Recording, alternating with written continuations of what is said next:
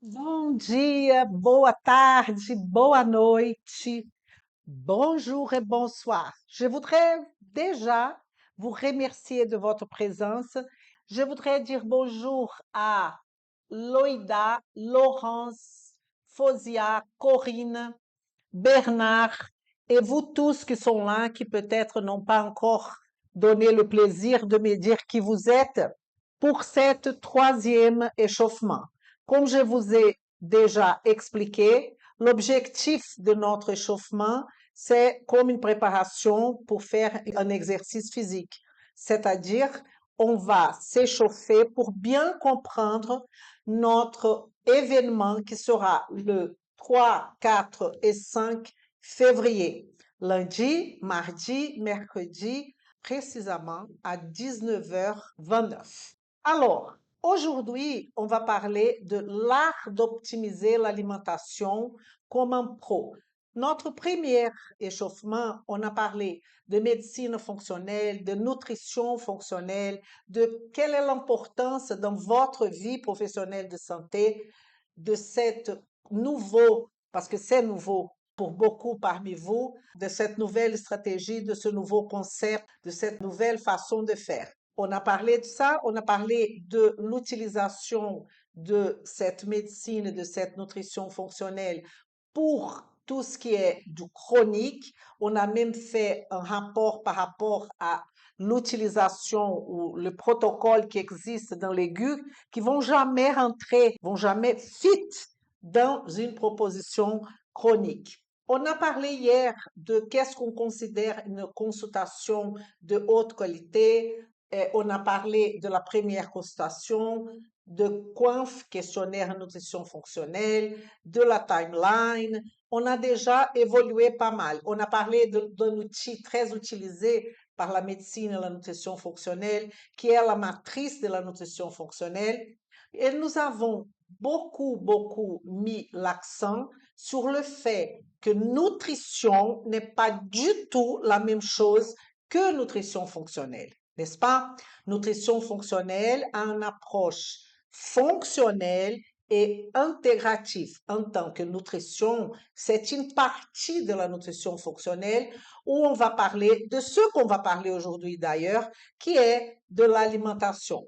Pourquoi j'ai dit alimentation comme un pro, un professionnel? Parce que vous savez bien que compter des calories ou trouver un menu par-ci, par-là, n'importe qui peut le faire. Allez sur intelligence artificielle, ChatGPT, posez vos questions, il va vous sortir de merveilles en termes d'alimentation.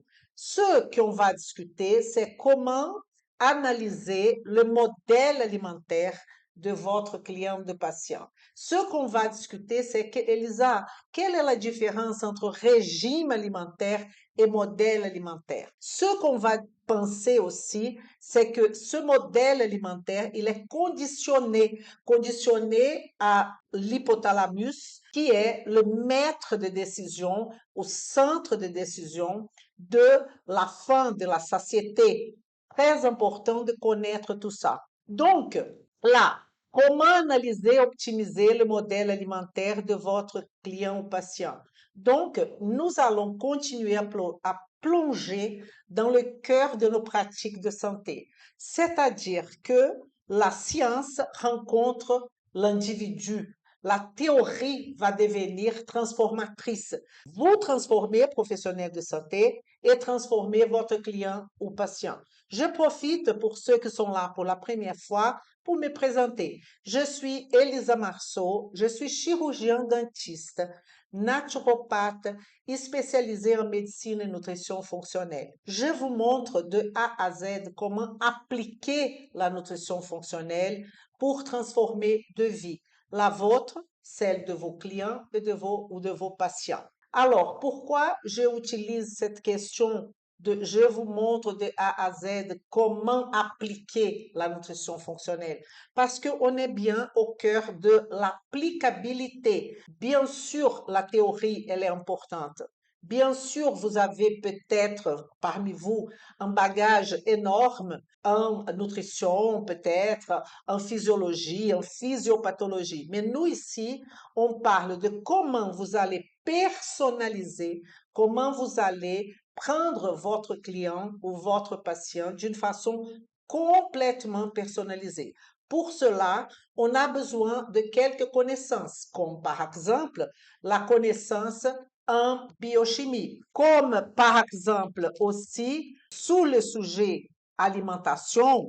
Est-ce que vous connaissez, vous savez que nous avons l'alimentation qu'on va appeler homéostatique, qui est une alimentation qui vise l'homéostasie du corps. C'est l'alimentation énergétique. Ça veut dire que pour survivre, on a besoin de manger.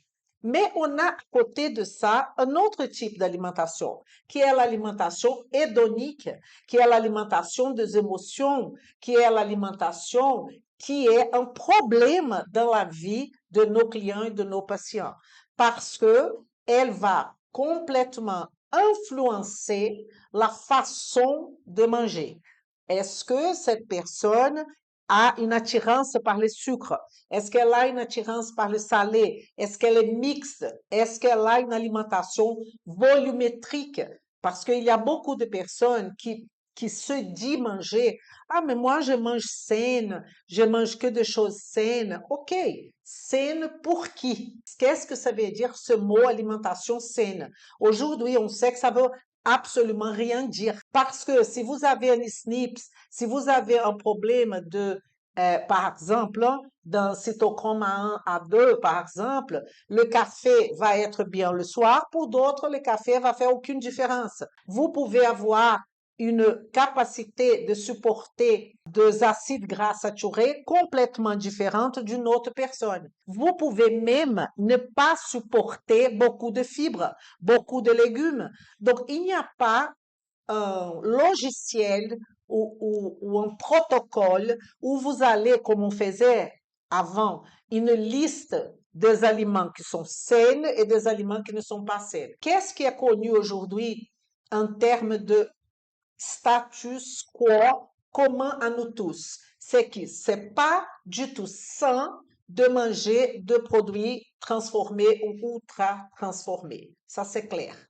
À partir de cela, nous avons des problèmes au niveau de laitage, nous avons des problèmes au niveau de gluten, nous avons des problèmes, mais ça dépend de qui, quand, comment, et c'est cette nuance, ce sont ces spécificités que vous allez apprendre dans la médecine et dans la nutrition fonctionnelle. Donc, en tant qu'experts en santé, nous sommes conscients que chaque aliment ingéré a un potentiel de nourrir ou de compromettre la santé.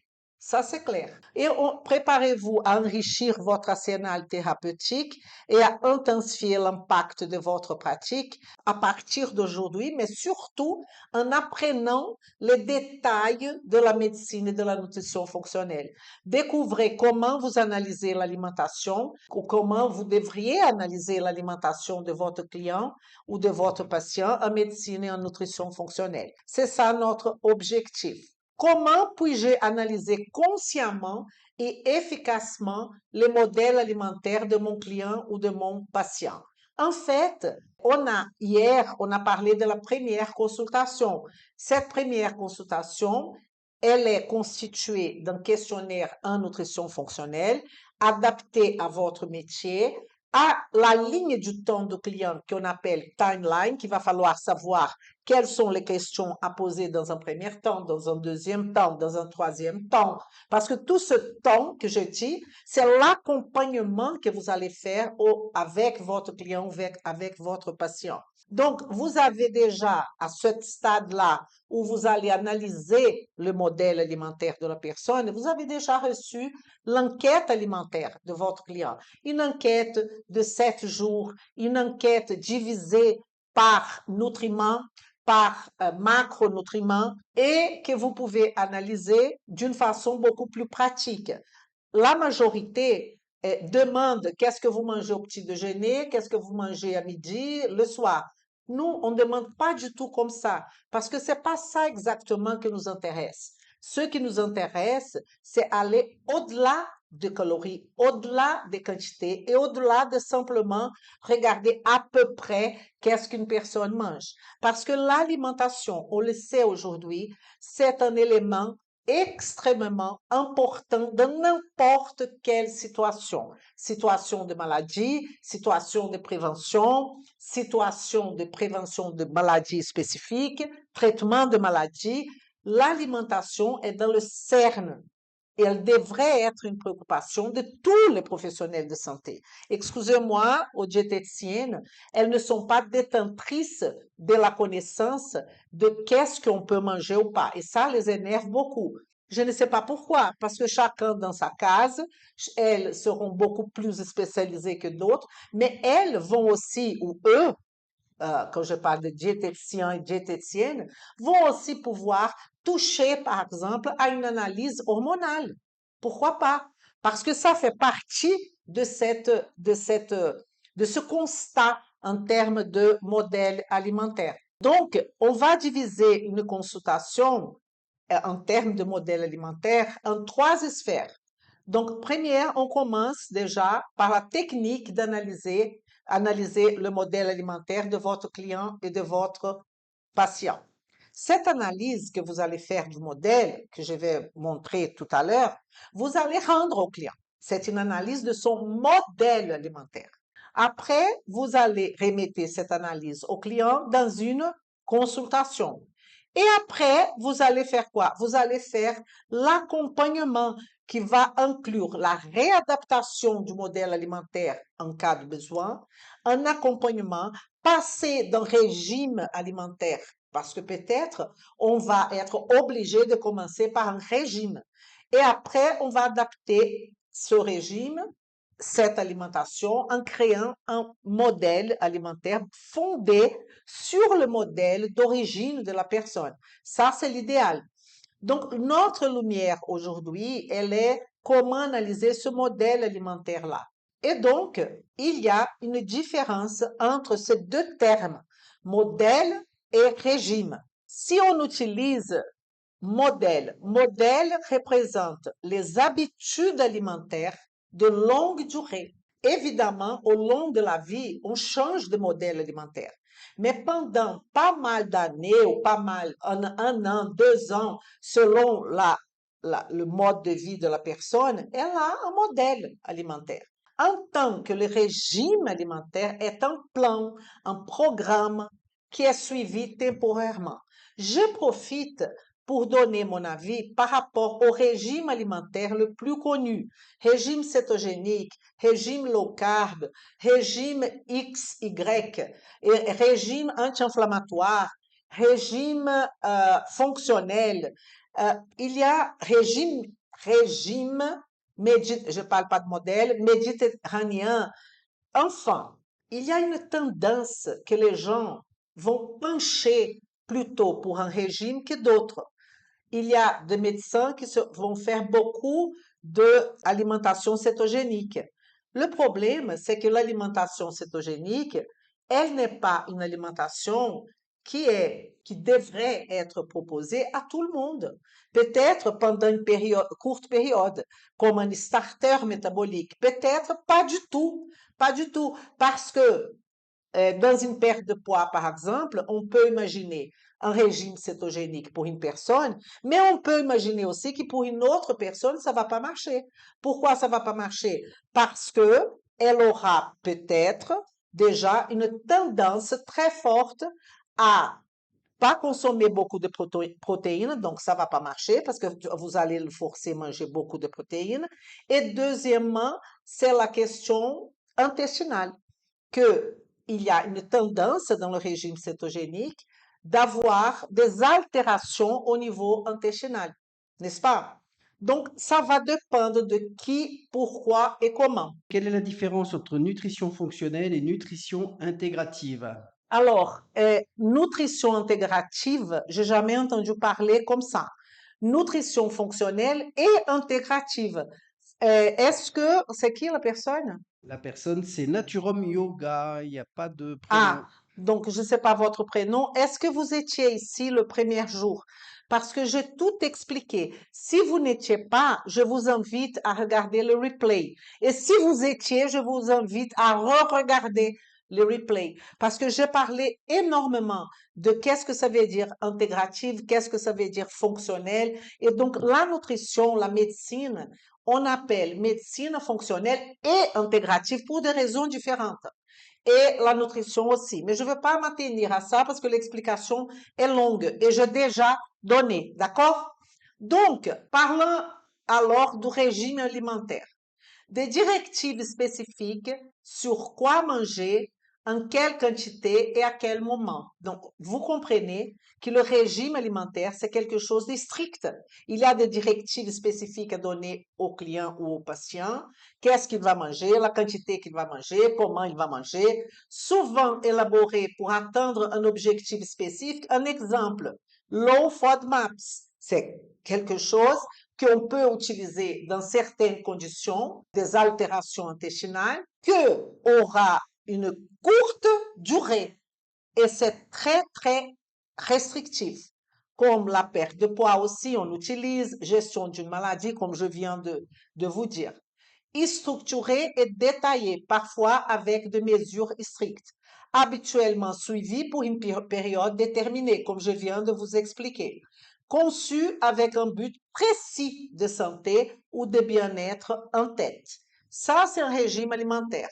Si on parle de modèle alimentaire, inclut les types d'aliments, les préférences et les motifs de consommation. Donc là, on a ici l'alimentation hédonique et associée à l'alimentation homéostatique. On a les deux qui vont composer ce modèle alimentaire. Est influencé par la culture. Les modèles méditerranéens, c'est pas que vous allez suivre du modèle méditerranéen, mais c'est un modèle. Mais vous allez suivre le modèle. Quel modèle? Vous allez suivre un modèle pour Claude, un modèle pour Véronique, un modèle pour Laura. Chaque personne aura un modèle. Vous ne pouvez pas imprimer un modèle asiatique, méditerranéen, végétarien, je ne sais pas lequel, comme si c'était un régime à quelqu'un. Il va falloir prendre en compte la partie qu'on appelle hédonique, ses préférences. On va voir ça à la fin. Une proposition de modèle, elle doit être inclusive et non exclusive. Est influencée, flexible et souvent non structurée, varie selon les individus. Donc, dans le modèle, on ne donne pas cette stade-là un menu. Qui fait le menu? C'est la personne. Vous allez donner les directives, des suggestions, mais vous ne pouvez pas avoir une personne qui est totalement dépendante de vous à chaque morceau qu'elle met dans la bouche. On est d'accord? Que ce n'est pas le cas pour les régimes alimentaires, que vous allez être beaucoup plus strict. Pas nécessairement conçu pour atteindre des objectifs de santé. Il y a aussi des objectifs, et tout simplement, de plaisir aussi. Et le modèle alimentaire, donc, et le régime alimentaire, ces deux-là, on va travailler avec le client comment? Dans un travail qu'on appelle cyclique. Comment ça, Elisa? Cycle 1, on fait l'analyse du modèle alimentaire du patient et on va étudier au travers de la matrice de la nutrition fonctionnelle si on a besoin d'intervenir avec un régime alimentaire. Donc, vous pouvez peut-être dire que le cycle 2 sera une intervention avec un régime alimentaire. Et le cycle 3 sera la personnalisation de trouver le modèle alimentaire. Donc, ça veut dire une personnalisation de l'alimentation de la personne. Donc, on peut mettre ces trois cycles. Parfois, on n'a pas besoin d'une intervention de régime. Donc, le cycle 2 va devenir déjà la personnalisation du modèle alimentaire, si vous avez bien compris ce que je viens de vous expliquer. Nous avons une question, Elisa, de Soélie.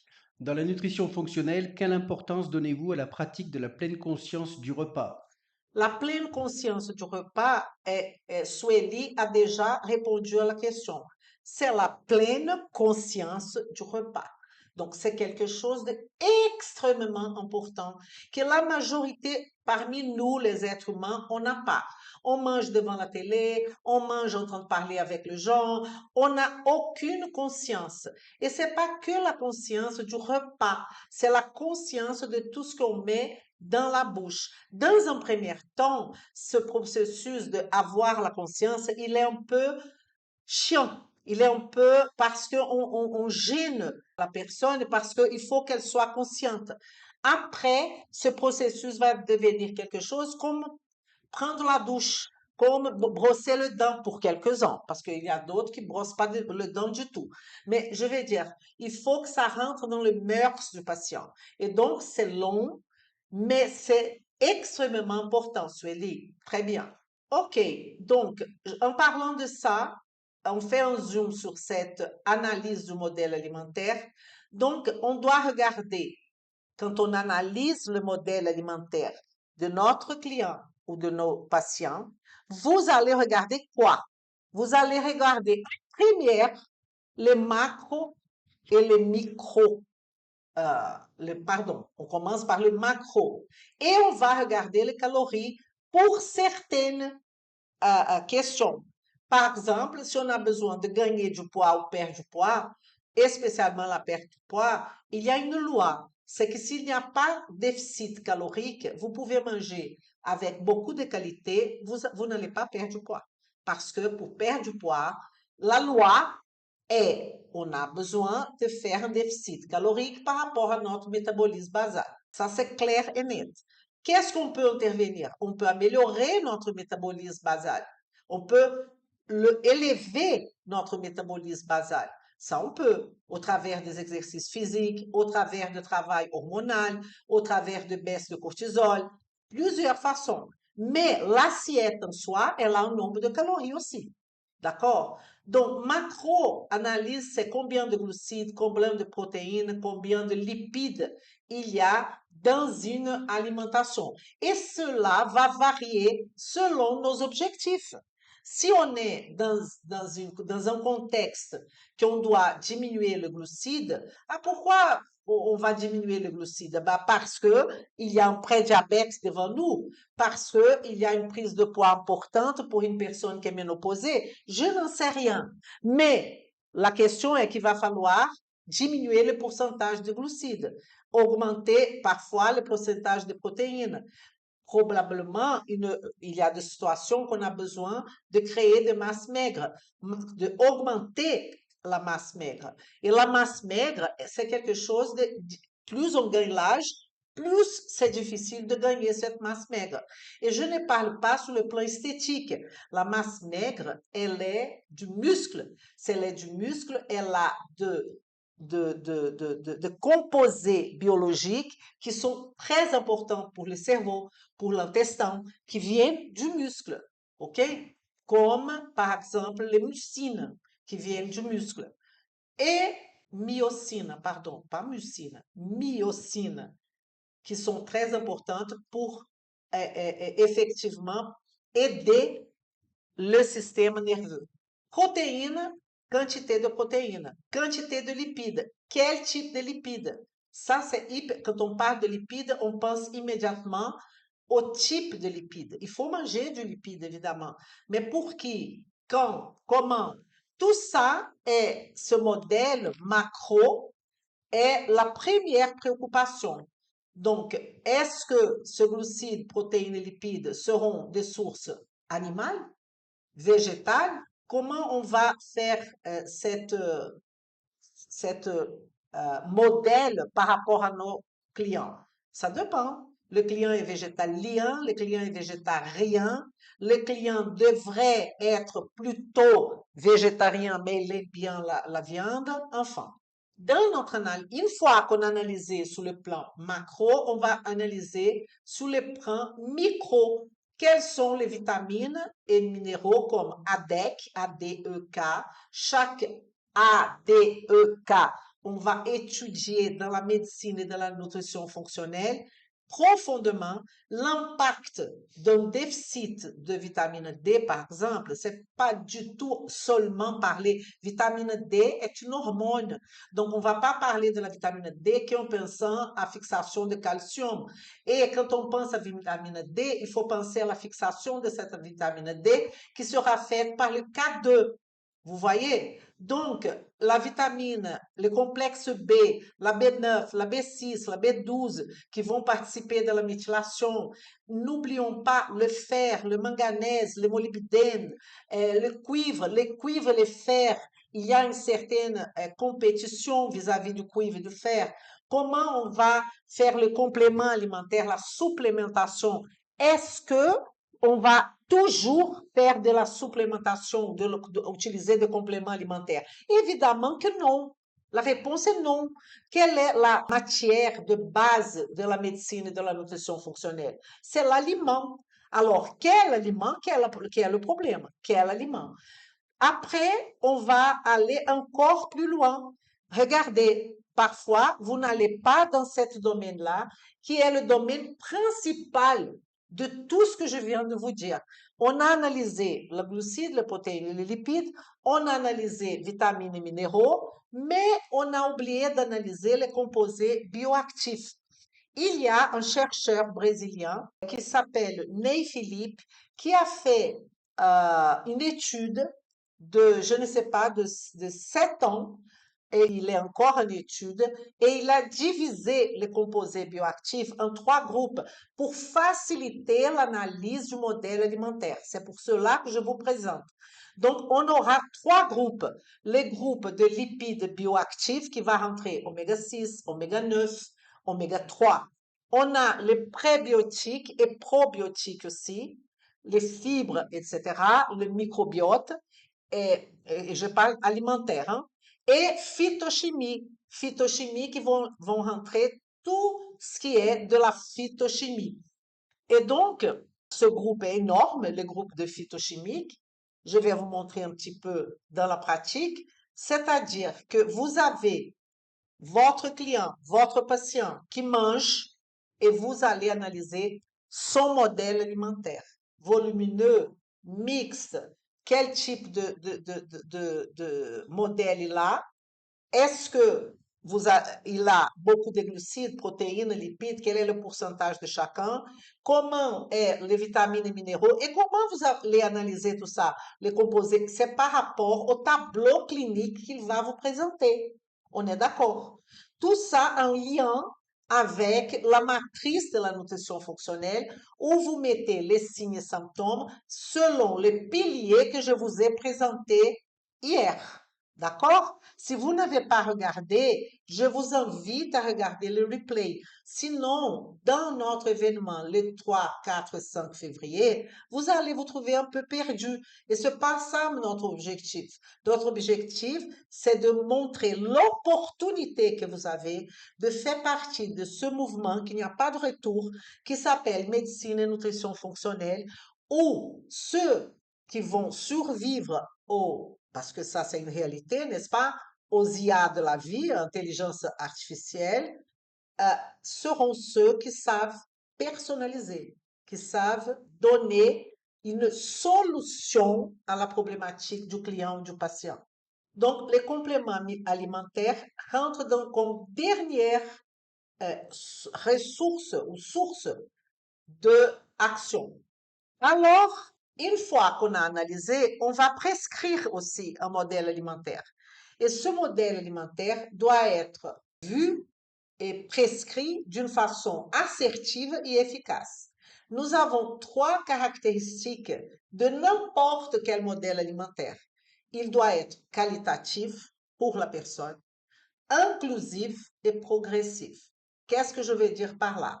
Quand je parle de qualitatif, je parle de qualité. On entend toujours une phrase, pour perdre du poids, il faut fermer la bouche. Regardez, ici, vous avez un terme, parce que pour perdre du poids, on a besoin de déficit calorique, ça c'est sûr. Ici, vous avez un repas de 600 kilocalories. De l'autre côté, vous avez un repas de 900 kilocalories. Donc, vous mangez plus, il y a plus de densité nutritionnelle ici, à votre gauche ou à votre droite. Donc, les valeurs nutritionnelles, si on prend par exemple le filet de poulet, on regarde le filet de poulet ici, il est autour de 150 grammes. Vous avez 200 kilocalories, en sachant que 30 grammes seront de protéines, probablement. 3 à 5 grammes de lipides. Ah, Elisa, mais je vais mémoriser tout cela? Non. Aujourd'hui, vous allez dans l'intelligence, ChatGPT, vous mettez filet de poulet 150 grammes, il va vous donner tous les infos. Donc, ça, c'est du passé.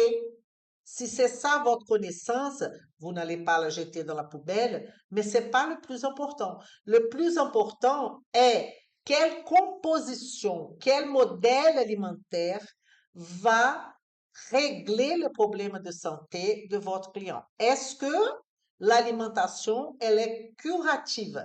Elle participe parce qu'il y a aussi le mode de vie du patient. Il peut manger tout ça et fumer. Il peut manger tout cela et faire des exercices, de pas faire exercice physique et être sédentaire. Peut-être il n'est pas bien hydraté. Peut-être il fume. Peut-être il dort mal. Peut-être il est trop stressé. Donc, on ne peut pas dire que l'alimentation va faire 100% de l'affaire. Ça, c'est absolument faux. Mais vous avez, c'est vrai, ici, oh, les légumes, il est grillé. Donc, c'est comme j'avais parlé, flexibilité. Parce que vous allez dire, ah, mais grillé, c'est pas bien parce que nous aurons d'autres composés, les composés fumés, comme je vous ai dit. J'ai mis exprès pour vous montrer qu'il faut un peu de flexibilité. Sinon, c'est pas possible. Si on met ici l'avocat, là, nous avons par exemple quoi? 10 grammes à 8 à 10 grammes de lipides. Là, c'est du bon gras, n'est-ce pas? Oméga 9. Et il y a aussi dans l'avocat d'autres types de gras, mais surtout des oméga 9. Donc, l'avocat, si on pense sur le point de vue micronutritionnel, on peut penser à la vitamine K, on peut penser à la vitamine B, on peut complexe B, notamment B5, B6 et B9. On peut penser à la vitamine E, hyper important, un antioxydant liposoluble. On peut penser à la vitamine C, tout ça dans l'avocat. Mais si la personne ne supporte pas l'avocat, il va falloir des substitutifs, n'est-ce pas? Et dans ce côté de 900 kilocalories, qu'est-ce qu'il y a surtout ici? Du sucre et du gras. Vous voyez? Donc, il faut qu'on pense, quand on regarde à cette proposition, à quels sont les macronutriments à gauche et à droite, les micronutriments à gauche et à droite, et le phytochimique, les molécules bioactives, qui sont les lipides que je viens de vous montrer comme l'avocat. Il y a aussi l'huile d'olive là-haut, l'huile d'olive qui a pas mal de propriétés en tant que ce milkshake-là, graisse, protéines, faut pas oublier, apporté par le lait, n'est-ce pas? Ou les crèmes glacées, je ne sais pas. Alors, comment il y a la question du hédonisme, comment et la façon que le cerveau regarde les choses, nous avons un centre de plaisir dans notre cerveau qui va, il y a quelques personnes qui, ce centre-là est très, très activé. Est-ce que vous connaissez, quand on parle de hypothalamus, si je vous dis leptine, GLP1, si je vous dis cholécystokinine, si je vous parle de gréline, si je vous parle de PONC, est-ce que tout ça est familial pour vous? Parce que tout ça a un rapport avec l'insuline, le pancréas, l'intestin, mais surtout, et surtout non, mais aussi au niveau du centre maître de décision qui est notre hypothalamus. Est-ce que vous savez intervenir? C'est ça ma question. Ici, j'ai mis quelques composés bioactifs qu'on va, par exemple, source dans la carotte Qu'est-ce qu'on a comme composé bioactif? On a bêta-carotène, alpha-carotène, lutéine, on a le plus connu, hein, acide caféique, fibre alimentaire, anthocyanine, et ici les effets bénéfiques de l'autre côté. Mais Elisa, on va manger, on va se gaver de carottes? Bien sûr que non. Donc tout va demander un équilibre. Mais en ce moment, est-ce que votre client a besoin de vitamine A dans son corps? Peut-être. Donc, parce qu'il a besoin de renforcer son immunité, parce que c'est un antioxydant. Donc, on peut augmenter pendant un moment les carottes, etc. Et là, on saura, si on établit la quantité de carottes, la quantité de ça, de A et de B, on est dans un régime alimentaire. Si on dit le carotte, c'est bien pour vous, et point, on est dans un modèle alimentaire. OK? J'espère que ça soit clair pour vous. Beaucoup de professionnels de santé cherchent une légitimité parfois, n'est-ce pas? Ils vont chercher, par exemple, un DU, un diplôme universitaire, ou sinon, ils vont faire une collection de certificats et de diplômes. Qu'est-ce que c'est la légitimité? La légitimité est un concept dans la construction de la crédibilité et de l'autorité professionnelle. Donc, particulièrement pour les professionnels de santé. Donc, la légitimité, elle ne se résume pas à chercher à avoir des certificats, des diplômes. Vous avez, la majorité parmi vous, déjà un diplôme, déjà beaucoup de certificats. Qu'est-ce qu'on va faire maintenant? Quel est votre engagement maintenant? C'est de donner de la confiance, c'est de résoudre des problèmes que vos clients ou vos patients ont. Parce que si vous êtes dans la perte de poids et votre patiente, j'ai dit une femme par exemple, ah oui, je suis dans la perte de poids, donc je vais, par exemple, hein, compter les calories, je vais proposer un régime, je vais proposer, je ne sais pas qu'est-ce que vous proposez pour perdre du poids, un régime Y, tel, ou même que vous dites, non, je propose un régime totalement personnalisé. OK, mais si votre patiente a des altérations hormonales, des thyroïdes, des altérations au niveau de cortisol, des altérations au niveau si elle est par exemple ménopausée, elle aura des problèmes au niveau de progestérone. Si elle a par exemple des altérations au niveau psychique, si elle a vous allez faire quoi? Vous allez envoyer au psychiatre, vous allez l'envoyer au endocrinologue, vous allez couper cette personne en plusieurs morceaux. Et la médecine et la nutrition fonctionnelle, vous aurez la possibilité d'analyser cette personne de façon intégrative. Et c'est pour cela que j'insiste, elle prend des médicaments. C'est pas vous qui a donné le médicament. Mais si elle prend des médicaments, il va falloir que vous connaissiez quels sont les retentissements, les impacts de ce médicament. Si elle prend des IPP, par exemple, si elle ne prend, si elle prend, si elle est diabétique, si elle prend un médicament pour perdre du poids, si elle prend des hypotenseurs, je ne sais pas. Mais si vous ne prenez tout ça en compte, comment vous voulez résoudre le problème de la patiente en regardant que l'assiette?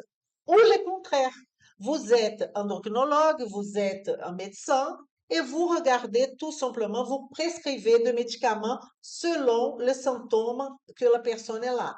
Ah, je pense qu'elle est triste, elle n'a pas de force pour se lever le matin. Ah, elle est dépressive. Je vais prescrire un antidépressif. Ah non, mais maintenant, elle est mieux, mais elle a un problème intestinal. Ah ben, c'est pas grave, je vais prescrire quelque chose pour régler son intestin. Donc, la personne vient un paquet de médicaments. Et est-ce que vous êtes en train de régler le problème de la personne? Bah, pas du tout. Pas du tout.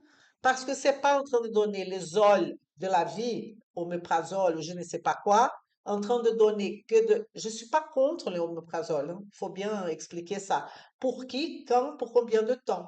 N'est-ce pas? Quand vous donnez des médicaments pour des obèses, pour perdre du poids, qui était censé un médicament pour le diabétique, et que la personne va commencer à perdre du poids, elle peut perdre beaucoup de poids, mais à partir du moment qu'elle arrête ce médicament, peut-être, sinon fréquemment, elle regagne tout le poids. Et quelles sont les conséquences de ce médicament?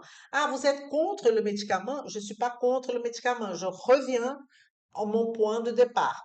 Je suis en faveur de la santé de la personne. Est-ce qu'elle passe un moment difficile dans sa vie? Perdre, je ne sais pas, 6, 7, 10 kilos en un mois, est-ce que ça, c'est de la santé? Parce qu'à partir du moment qu'elle arrête le médicament, si ce médicament ne vient pas avec une alimentation, un modèle alimentaire ou même un régime et après un modèle alimentaire adapté à sa situation, elle va tout regagner. Et vous le savez très bien.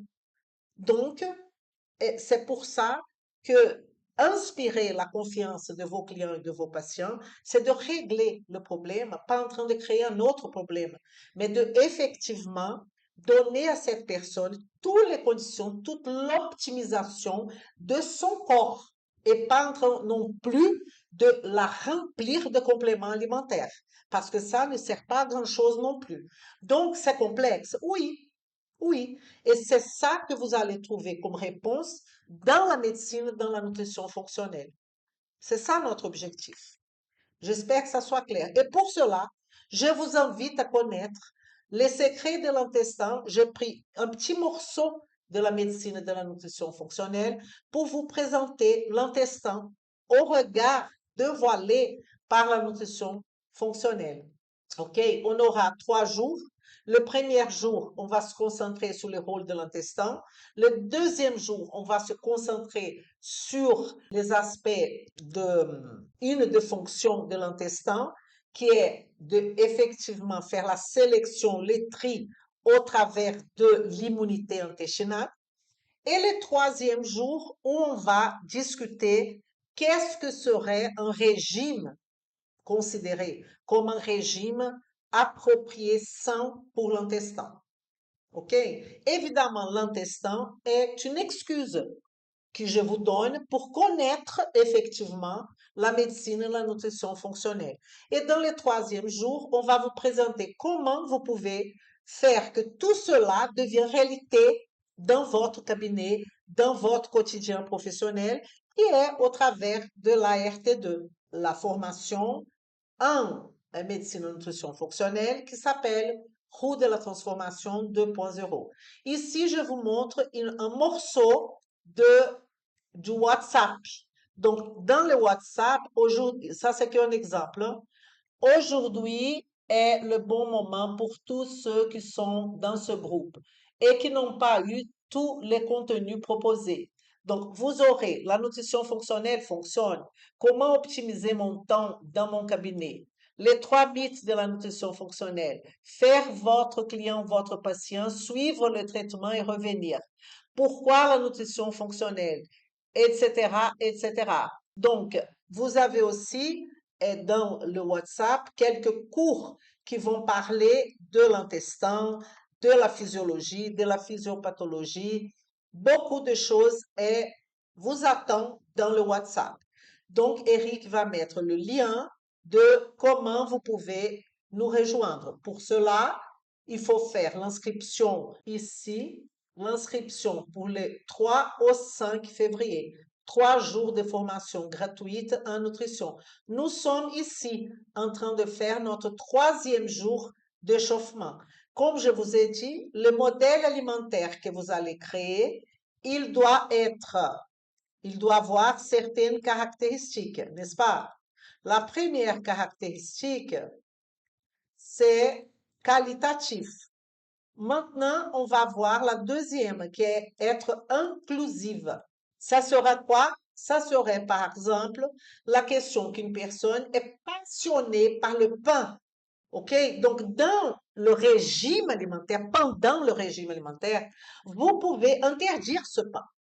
Mais vous allez interdire le pain de cette personne. Je ne suis pas en train de rentrer dans les détails, gluten ou sans gluten, mais le pain, OK?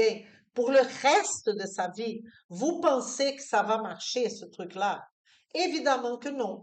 Donc là, c'est une explication biochimique qu'on peut utiliser le jus de citron ou le vinaigre pour inhiber l'action de l'amylase salivaire. Qu'est-ce que c'est l'amylase salivaire? C'est une enzyme présente dans la bouche qui va commencer le processus de dégradation du sucre, de l'amidon, qui est le constituant principal du pain. Et donc, qu'est-ce que vous pouvez dire? Vous pouvez dire à cette personne de manger le pain avec citron, avec du vinaigre. C'est une option que vous pouvez donner à cette personne. Ajout de vinaigre ou de citron. Pourquoi? Parce que ce sont des substances acides, des pH entre 2 et 3, qui vont baisser le pH buccal. Et le pH idéal pour que l'amylase salivaire, pour qu'elle agisse, c'est un pH moins acide. Si vous rajoutez du vinaigre du citron ou du citron, vous allez tourner, faire ce milieu beaucoup plus acide. OK? Et donc, l'amylase va, en milieu acide, commence à perdre sa structure optimale.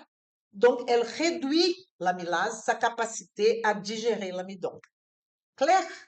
Ça, c'est pour vous montrer que tous les schémas que je vais vous présenter au long de notre formation aura des chiffres comme ça, des explications. Numéro un, numéro 2, beaucoup de cartes mentales. Apprendre à faire carte mentale, c'est une façon que les adultes apprennent. Donc, on est préoccupé non seulement avec le contenu, mais comment vous pouvez apprendre d'une façon efficace et beaucoup plus rapide.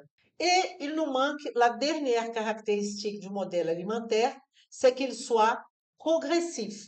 Donc ici, vous avez un ensemble de bonnes bactéries qui, évidemment, au long de votre connaissance en médecine fonctionnelle, vous allez étudier les souches, vous allez étudier qu'est-ce que considéré comme bonnes bactéries, mauvaises bactéries. Est-ce que tous les grands négatifs sont mauvais? Non, non, complètement faux. Archermansia, c'est une souche gram négatif, par exemple, et elle aide indirectement à la production de mucus. Donc, vous voyez que c'est pas aussi évident, n'est-ce pas? Donc, quand on dit progressif, il y a deux sens. C'est que vous ne pouvez pas changer le microbiote de votre client du jour au lendemain. C'est progressivement et à long terme. Donc, à quoi ça sert de donner pendant un mois, parce que c'est cher déjà, de probiotiques en sachant qu'il ne prendra pas après? Donc, vous pouvez lui donner si c'est quelque chose d'extrêmement important. Donc, vous allez donner, évidemment, pendant 3 mois, je ne sais pas. Mais je suis en train de vous montrer que vous ne pouvez pas changer ni par l'alimentation, ni par le complément alimentaire le microbiote d'une personne du jour au lendemain, et spécialement si elle n'est pas dans la fenêtre de changement du microbiote. Quelles sont les fenêtres? Quand la personne est née, ok, les fœtus, quand la personne est née, et jusqu'à 3 ans d'âge.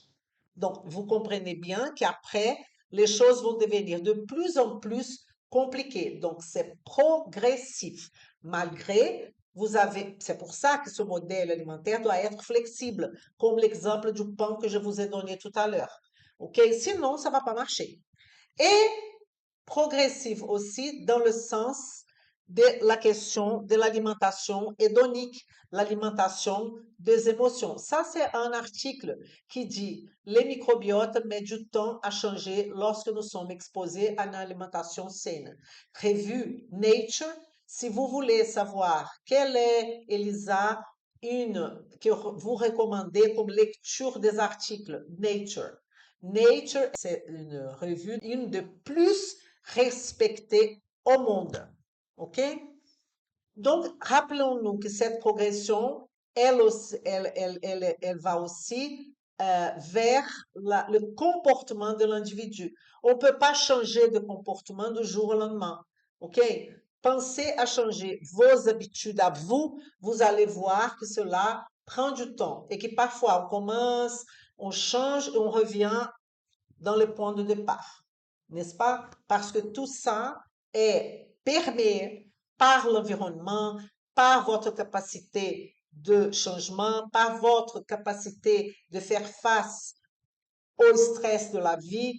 Il y a aussi quelque chose que je vais vous présenter qui est la théorie transthéorique du changement, où vous aurez des patients que dans certaines choses, ils sont en pré-contemplation, contemplation, préparation et action. Et il y a aussi la rechute. Donc, l'humain est complexe, est beau, mais très, très complexe.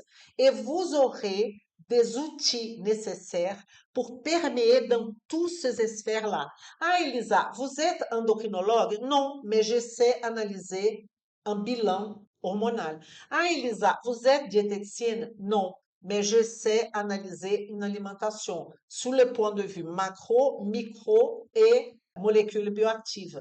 Est-ce que vous êtes gastroentérologue? Non plus, mais je sais analyser les fonctions, les rôles de l'intestin et l'impact de cet intestin sur mon client ou mon patient. Ça me donne des outils de force et de compétences pour soit indiquer mon patient, guider mon patient à voir un autre professionnel, parce que ça fait partie de la chose, et aussi de participer, d'intervenir dans cette merveille qui est d'intervenir pour la santé des gens. Et c'est cela que je vous invite à faire avec moi. Nous avons beaucoup de clients, beaucoup d'élèves, mes élèves, qui vont témoigner. Si vous rentrez dans notre blog, pour aller au blog, Eric, il va remettre le lien du blog où vous aurez beaucoup d'exemples d'élèves qui sont déjà dans ce processus-là. Je voudrais vous inviter à devenir un professionnel diamant. Pourquoi j'utilise ce mot diamant? Pourquoi vous dites diamant, Elisa? Parce que c'est rare. On n'a pas beaucoup comme nous. Et quand on n'a pas beaucoup, on est mieux payé. On vit mieux sa vie. Et on peut passer plus de temps avec nos clients et nos patients en train de lui trouver une solution. Mais parfois, vous voulez immédiatement augmenter votre clientèle. Et pour ceux et celles qui travaillent comme ça et qui n'ont pas une connaissance approfondie, ça sera de courte durée et de plus en plus. Parce que, je vais vous répéter ça tout le temps, l'IA, l'intelligence artificielle, elle va détruire la connaissance fluctueuse, superficielle. Vous avez besoin de beaucoup plus, n'importe votre métier. Parce que trouver des exercices physiques sur IA, c'est très facile aujourd'hui. Vous avez des vidéos de comment faire, vous avez sur YouTube comment faire exercice A ou B. Moi, je pratique du CrossFit. Je peux voir tous les jours plein d'exercices de CrossFit, plein de techniques de CrossFit. Mais le problème, c'est pas le CrossFit en soi, c'est est-ce que, en quoi le CrossFit va m'aider? Quel type d'alimentation je dois avoir en étant non seulement une personne qui fait du CrossFit, mais en étant une personne qui a 64 ans, qui est ménopausée et qui utilise beaucoup de la cognition et qui est une femme ménopausée. Ça change tout, n'est-ce pas? Peut-être, parmi les femmes ménopausées, il va falloir encore être plus spécifique. Il y a celles qui ont des bouffées de chaleur. Moi, j'ai jamais eu, OK? Mais j'ai eu un déficit de mémoire. Ça, c'est clair et net. Est-ce que ce déficit de mémoire, j'ai jamais eu de mémoire ou j'ai commencé à pas l'avoir dans un premier temps de ma ménopause? Tout ça, vous allez apprendre avec la médecine et la nutrition fonctionnelle. Comment pouvez-vous rester en dehors de ça? Dites-moi. Rappelez-vous également de la progression du comportement de l'individu. Et pour demain, je vais vous montrer comment vous allez commencer à maîtriser, savoir évaluer la digestion d'une personne. Donc, on va apprendre les signes révélateurs d'une digestion compromise et comment la médecine et la nutrition fonctionnelle peuvent restaurer l'équilibre et la santé quand on regarde la digestion. Ah, Elisa, ça veut dire qu'en regardant la digestion, c'est bon. Non, c'est pas bon. Vous avez besoin de la matrice. Vous avez besoin de regarder l'assimilation, l'énergie, la biotransformation, énormément d'éléments pour changer la vie de votre client ou de votre patient. J'espère que vous êtes touché par mon discours, sincèrement. Lisa, nous avons quelques questions. Une question de Corinne. Est-ce qu'il n'est pas plus important, avant de réensemencer les intestins ou l'intestin, de d'abord nourrir le microbiote avec des prébiotiques? Non, non et oui. Pourquoi? Parce que ça dépend. Comment elle s'appelle? Corinne. Ça dépend, Corinne. Parce que c'est pas tout le temps que vous devriez nourrir le bactérie. Parfois, vous avez une dysbiose que nourrir cette bactérie de fibres, le patient va s'empirer. Donc, il n'y a pas une règle. Il va falloir étudier. Est-ce que ce patient a un SIBO, un SIFO, est simplement une dysbiose? Est-ce qu'il a déjà des problèmes immunitaires qui commencent, par exemple, à avoir d'autres ites, sinusites, candidats? Donc, tout va dépendre. Il n'y a pas commencer par ça à chaque fois. Il va falloir étudier chaque cas, chaque situation. Et ça, c'est la complexité et la beauté. Mais Lisa, comment je vais raisonner tout ça? Comment je vais penser à tout ça? C'est pour cela que vous allez étudier la médecine et la nutrition fonctionnelle. Nous avons une autre question de Lalifef. Donc j'espère que je prononce bien Lalifef. Si nous prenons l'exemple pris de la carotte et la vitamine A, à partir de quelle quantité de consommation va-t-il y avoir une réponse positive sur le patient, client? Comment je vais savoir ça? Mais je viens de vous dire, la quantité va dépendre de qui vous parlez. Vous parlez d'un enfant, vous parlez d'une personne obèse, vous parlez d'une personne qui pèse 70 kilos. Quelle est l'importance de cette vitamine A dans le processus? Vous allez donner des tonnes de carottes. Il y a d'autres sources de vitamine A. Donc, vous n'allez pas donner que de carottes. Est-ce que cette personne aime la carotte? Vous pouvez augmenter un petit peu. Et je vais vous dire, hein, tout ce qu'on fait dans nutrition fonctionnelle, c'est à partir de ce qui raconte votre client, votre patient. Il va vous dire, je mange de la carotte, j'ai beaucoup de ballonnement. C'est possible parce que carotte synonyme fibre. Je viens d'expliquer à la personne d'avant qu'il n'y a pas de règle et vous avez un besoin que je donne des quantités de pourquoi? Parce que c'est plus facile, je suis d'accord avec vous. Si je vous dis, à partir de 20 grammes, ça va marcher. Mais ça, c'est absurde si je vous dis ça. Parce que c'est pas vrai. Et je veux pas vous mentir. Donc, il va falloir mettre par exemple, pour la majorité de personnes, on va mettre quoi? 3 cuillères à soupe de carottes.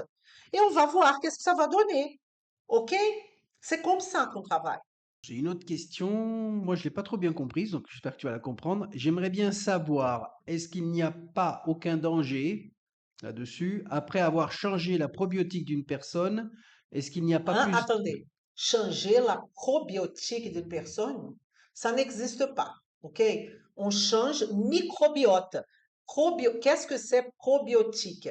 Probiotiques sont les souches qu'on achète comme complément alimentaire de bactéries qu'on donne à une personne.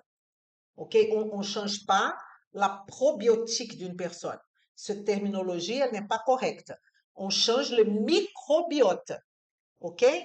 Mais si c'était le microbiote, quelle est la question? La question était, est-ce qu'il n'y a pas plus de place pour certaines autres bactéries adaptatives? Tout à fait le contraire. Déjà, on change, comme je vous ai dit, on ne change pas le microbiote d'une personne du jour au lendemain. Mais pourquoi c'est important de plus en plus donner de bonnes bactéries, si c'est le cas, de donner de bonnes bactéries à cette personne? Exactement pour ça. Les bonnes bactéries, elles vont occuper l'espace que les mauvaises bactéries n'auront plus. C'est exactement ça. Une des fonctions positives de donner du probiotique à quelqu'un, en sachant que vous donnez du probiotique, mais c'est à long, long terme, parce que vous donnez aujourd'hui du probiotique, Si vous arrêtez, ça va partir. Pourquoi ça va partir? Parce que ça ne fait pas partie du microbiome de cette personne. Elle n'a pas cette bactérie-là. Vous voyez? Mais pendant qu'elles sont là, elles vont occuper l'espace que les mauvaises bactéries qui font partie du microbiome du client ou du patient ne vont plus s'installer. Tout à fait. OK. Donc, je vous vois demain pour l'évaluation de la digestion. Dites-moi si ça vous a plu. Je vois de cœur et tout ça, mais je voudrais aussi savoir si vous avez compris l'importance de la médecine et de la nutrition fonctionnelle. Si vous voulez embarquer dans cette aventure, c'est le moment. Je vous dis là, tout de suite, embarquez dans cette aventure. Vous allez devenir un professionnel. C'est pas que vous n'êtes pas un professionnel. Mais avec la concurrence, avec le IA, avec tout ce qui se passe, le client, il cherche quelqu'un qui donne des solutions. Il cherche plus de clients qui donnent de professionnels qui va résoudre un petit problème pendant un moment. Vous savez que ça arrive. Quand le client arrive chez une naturopathe, je suis naturopathe, et vous commencez à prescrire tout le machin, il va dire, mon Dieu, je suis beaucoup mieux. Ça va passer quelques mois, il va revenir dans l'état en arrière. Pourquoi? Parce que vous n'avez pas travaillé la cause du problème, tout simplement. OK? Bon, à bientôt, à demain et vem comigo.